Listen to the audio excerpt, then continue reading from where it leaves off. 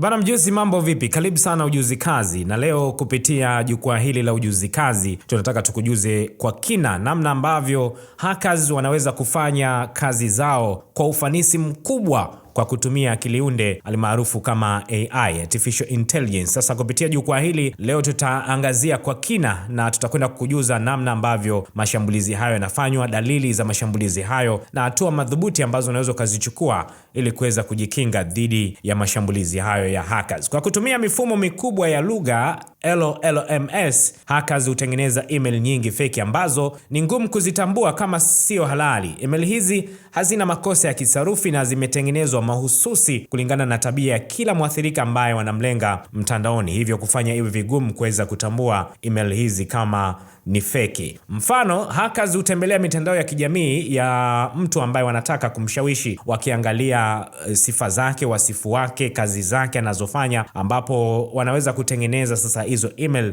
na kuonekana kama zimetoka kwa wafanyakazi wenzako wa kuaminika au mashirika ambayo yanaaminika zaidi. Hackers hutumia teknolojia ya AI ambayo inaitwa deepfake kuzalisha video na sauti feki ambazo zinaigiza viongozi au wafanyakazi wenzako katika muda halisi. Hii mbinu bana mara nyingi hutumiwa na hackers katika mashambulizi ya uhandisi wa kijamii, yani social engineering, na hususan pale ambapo wanataka kumshawishi mfanyakazi kuhamisha fedha au kutoa taarifa nyeti za kampuni. Kwa mfano, huu ni mfano halisi ambao umewahi kutokea huko nchini China, ambapo shambulizi hili lilikumba taasisi moja na kupelekea kupata hasara kubwa, ambapo kule Hong Kong mfanyakazi wa idara ya fedha katika kampuni moja ya kimataifa huko Hong Kong alidanganywa na wahalifu ambao walitumia teknolojia ya deepfake kuiga sura na sauti za afisa mkuu wa fedha CFO pamoja na wafanyakazi wengine kwenye mkutano wa video, yani video conference, na mfanyakazi huyo aliamini kuwa alikuwa akizungumza na viongozi wake halisi, hivyo akaidhinisha hamisho la fedha lenye thamani ya takriban dola za Marekani milioni 25.6. Hiyo ni zaidi ya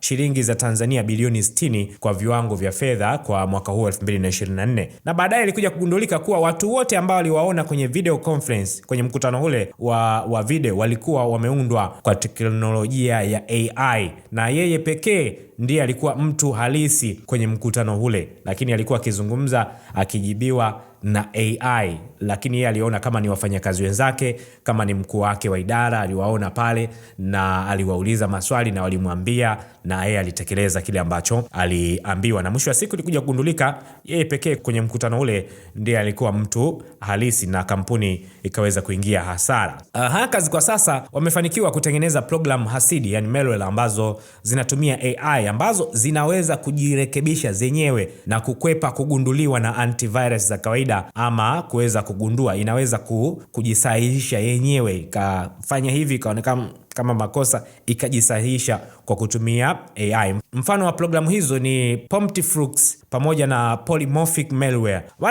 Hackers hutumia zana kama vile Hexstrike AI kuingia automatically kwenye mifumo kwa haraka na kwa ufanisi zaidi, pia kuratibu mashambulizi kuanzia hatua ya upelelezi hadi kuja kutekeleza lile shambulizi ambalo linakuwa limekusudiwa. Sasa tuendelee kuangazia bwana, hackers hutumia AI kutambua udhaifu wa kiusalama.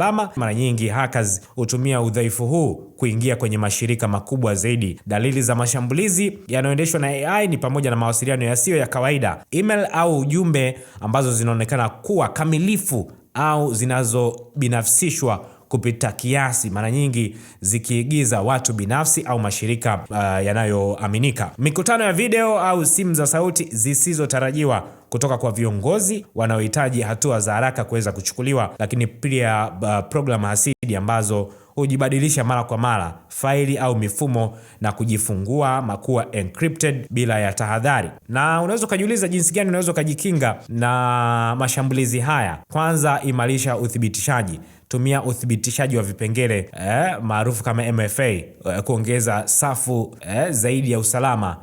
Two verification ni njia nzuri, pia unaweza ukaongeza njia zako za usalama. Lakini pia tumia zana za usalama ambazo zinaendeshwa na AI ambazo zinaweza kuchambua kiasi kikubwa cha data katika muda halisi, kutambua mifumo, lakini pia kutabiri vitisho vinavyoweza kutokea kabla havijatokea. Lakini pia wape mafunzo wafanyakazi wenzako, waelimishe jinsi ya kutambua majaribio ya hadaa teknolojia ya deepfake na mbinu zingine za uhandisi wa kijamii ambazo zinafanywa na hawa hackers. Lakini pia tumia usalama wa zero trust, tumia mfumo wa zero trust ambapo hakuna mtumiaji wa kifaa kinachoaminiwa hata kama kiko ndani ya mtandao. Lakini zaidi, zungumza na wafanyakazi wenzako.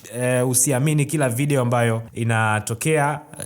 Kuna njia pia ambazo unaweza kujifunza za kuweza kutambua video ambazo ni za AI. Kuna njia unaweza kutambua hii sauti sio halisi. Endelea kujifunza ili mwisho wa siku yasije kukutokea kama haya ambayo yamekutokea. Bwana, tufuatilie kwenye ukurasa wetu wa Instagram wa Ujuzi Kazi. Tunapatikana pia X Ujuzi Kazi, Facebook kwa jina moja la Ujuzi Kazi, lakini pia tuko TikTok kwa jina moja la Ujuzi Kazi. Hakikisha pia una subscribe channel yetu ya YouTube ya Ujuzi Kazi ili uendelee kupata maarifa zaidi. La kikubwa, tuendelee kujifunza zaidi kuhusiana na akili unde AI. Tujue kwa kina, hata kama hatuhusiki sana na mambo ya AI, lakini tujifunze ili tuweze kuepuka haya mambo ambayo pengine siku moja yanaweza yakatutokea. Mimi naitwa Laurent Fano kutoka Ujuzi Kazi. Asante na kwaheri kwa sasa.